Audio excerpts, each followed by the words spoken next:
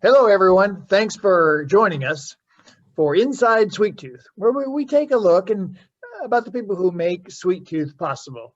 Today, we have a very special guest. This person has been with the Sweet Tooth for the longest employee Sweet Tooth has. Her name is Sabrina. Welcome, Sabrina. Hi, How are you doing? I'm doing well, thank you. Okay, so we haven't met, right? Oh, wait, I have the wrong notes. Hold on. Let me get this. I got it. Okay, we have met, it turns out. So Sabrina is Jen and I's daughter, and she has been working since the beginning of Sweet Tooth. So Sabrina, start us off here. What's your earliest memory of the store? So, the first location was in the Farm Shopping Center. It was a corner location. And I think probably one of my first memories is obviously working at the store. When we bought the store, I was going into my 8th grade at what was then called Bird Middle School. It is now Memorial Junior High, I think. And if anyone doesn't know where Bird/Memorial Junior High is located, it is in the neighborhood immediately behind the Farm Shopping Center. So it was very easy to walk after school to the store. And in fact, there was a section of fence in the back corner of the Farm Shopping Center parking lot that wasn't complete. So there was a space that you could walk through from the neighborhood. So that's what I would do. I actually had a friend who lived in that neighborhood. And frequently we would walk together until we got to her house, and she would peel off, go to her house. And then I would continue and go through the hole in the fence and walk across the parking lot to the store. Yeah, well, that made it pretty easy. But as a kid in the 8th grade, whose parents owned a candy store, you must have had been kind of popular at school, as far as candy goes. Yeah. My 8th grade science class, I was the red hot stealer for my 8th grade science class. There were a couple of guys in the class who really liked red hots, and they would give me money, cash money, in class, and say, just, get me however much this will, pay for with taxes and everything. And then I would walk to the store after school, and I would weigh out the red hots and pay for it with their money, and then put their change in the bag and all that good stuff. And then the next day, I would show up to school with bags of red hots to deliver to these guys. I had other friends, of course, who thought it was so cool that my parents owned a candy store, and oh my gosh, isn't that amazing? And, after about 6 months, I was like, yeah, it's really great. Yay, candy. Because I was kind of sick of candy at that point. But yeah, it was pretty cool. People thought it was neat. So you were a candy dealer. That was your first dealing. Yes. Okay. I was a candy dealer. Okay. Now, tell people when you started working at the store, what kind of things did you actually do? 8th grade, I mean, you were 13 or so, right? Yeah, 13, 14. And I would help customers, of course. I would help check in items that came in. At the time, the store, when you guys bought the store, there was candy, and then there was gifts. And then there were some other things that were sold in the store. So there was coffee. We sold coffee. People could buy the beans, or we had a coffee big grinder thing. I learned a lot that year about various grinds of coffee. There was kitchenware. We had pots and pans, and really nice pots and pans, and other kinds of kitchen utensils, things like that. The one thing that I do remember, it really was the helping customers part. And there was one time where someone had come into the store, and for anyone who had never been to that location, when you walked into the store, the candy jars were all right there on that wall to your right.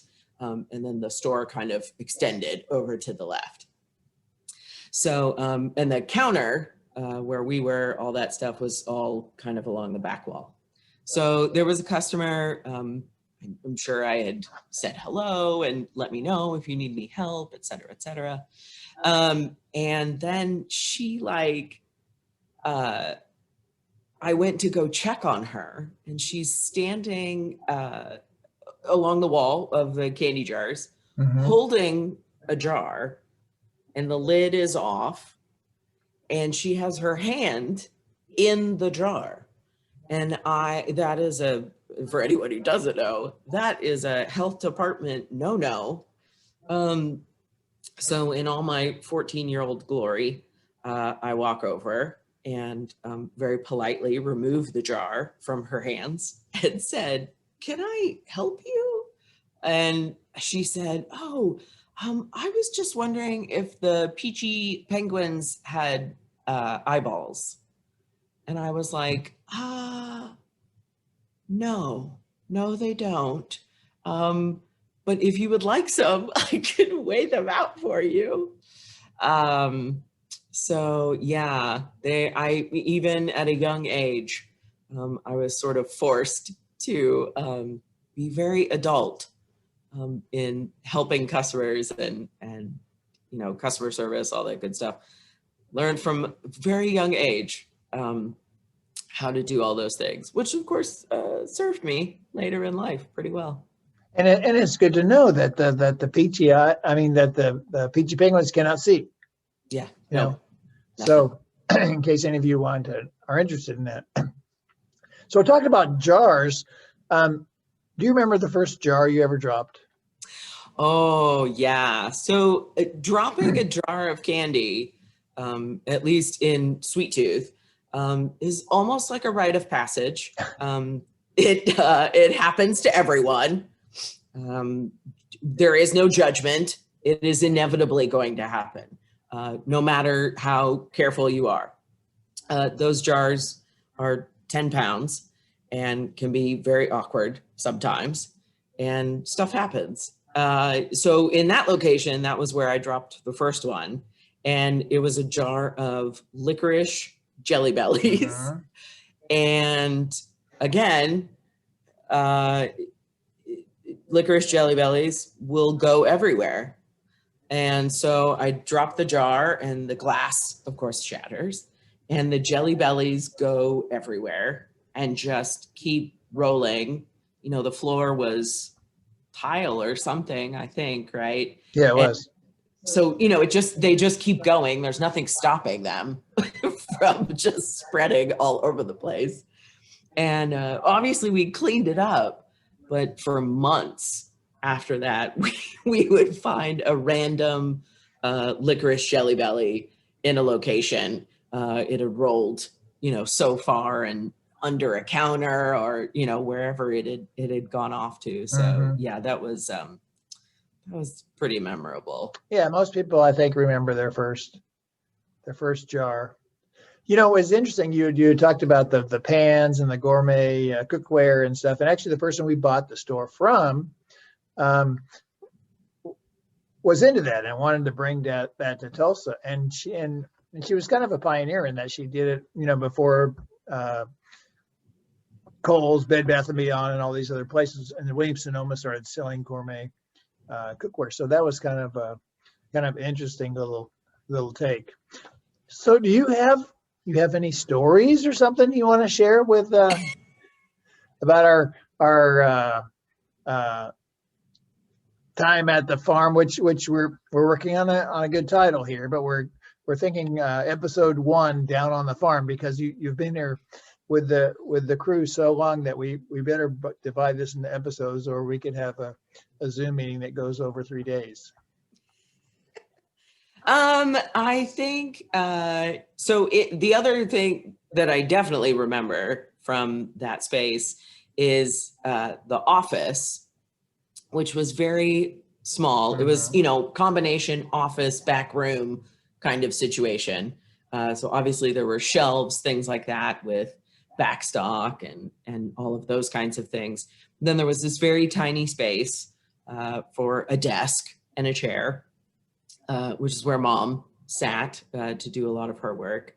And right behind that desk was the door to the bathroom that obviously employees would use. So sometimes that could get really awkward if Mom was in there trying to work and you had to go to the restroom.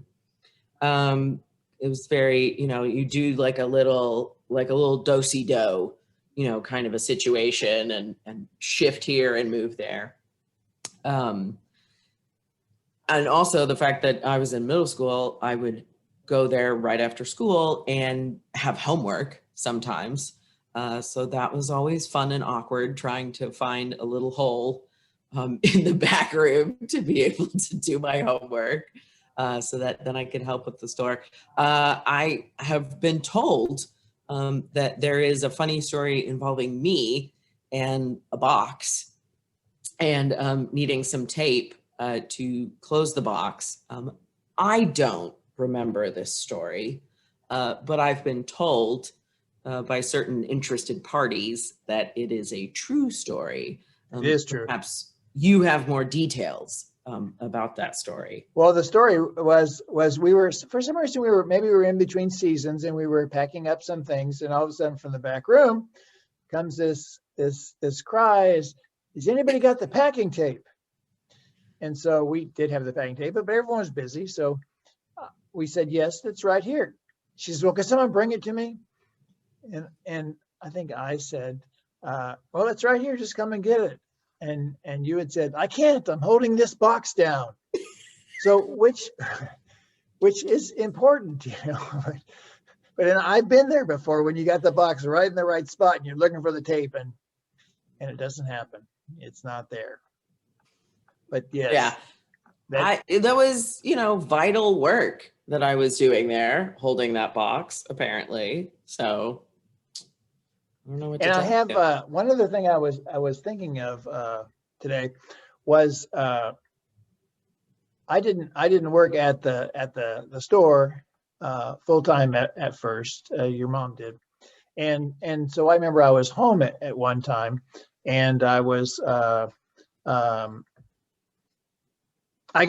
came home early from my work, and I had was waiting there when you came home, and all of a sudden the door flies open.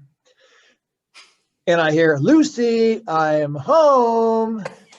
So at that point, I was trying to kind of questioning my parenting skills, I mean, obviously you had spent some time in front of Lucy and Ricky, and felt very comfortable with that, and that you're passing it along.